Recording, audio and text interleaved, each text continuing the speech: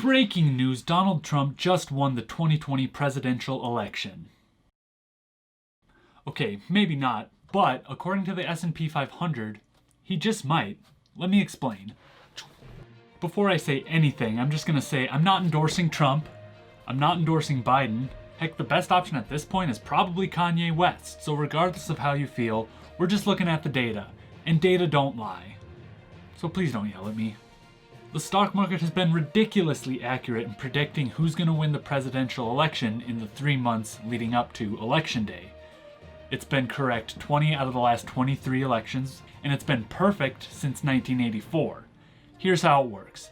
If the S&P 500 is up in that 3 months leading up to the election, it points to the incumbent party winning, which would be Trump in this case.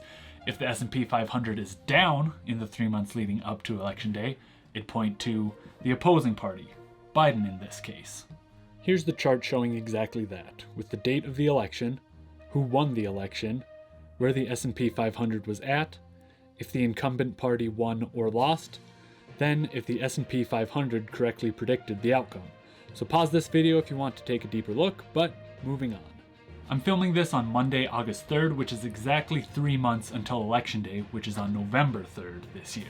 And the S&P 500 is, drumroll please,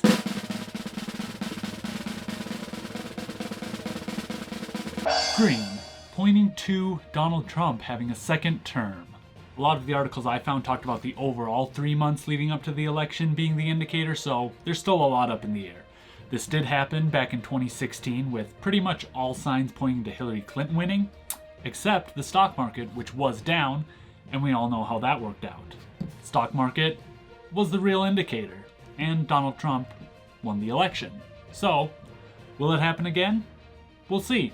So this video is just a placeholder for that, so in 3 months I can talk about how much of a political genius and stock market guru I am. Or if I'm wrong, this video will just get deleted. It's safe to say that these next 3 months leading up to the election are unlike any other 3 months that we've had, so it's really tough to say if this will be accurate this time around. I'll leave a couple articles in the description so you can do a little more research. I just wanted to make a quick video about this because I thought it was interesting.